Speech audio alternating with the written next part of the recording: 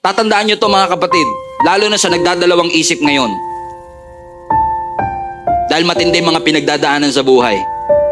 Kung ikaw ay nakakaranas ng opposition, hindi yan laging senyales na mali ang ginagawa mo. In fact, ang opposition sometimes is a reminder for all of you that you are doing something right. Pero kahit hindi maganda ang mga nangyayari sa buhay mo at mananatili kang tapat, ang pangako ng Lord, you will receive the crown of life. Kung magtitiis ka at hindi ka magpapatinag sa kahit anong pagsubok na yung pinapanampalatayanan, daring faith ba?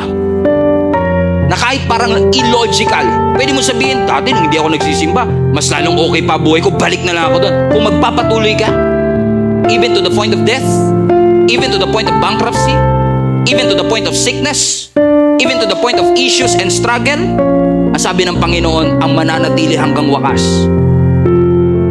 Be faithful until the point of death, and you will receive the crown of life. That's daring faith. Because you are taking bold steps to the new level of your life. At ang boldness, it requires courage for you to step in and step out of your comfort zone. Kailangan mo manampalataya sa Panginoon na kung ano ang kanyang sinabi. Mananampalataya pa rin ako sa Panginoon kahit na yung nakikita ko ngayon na hindi okay. Because they kept on believing that Jesus Christ rose again from the dead. Amen?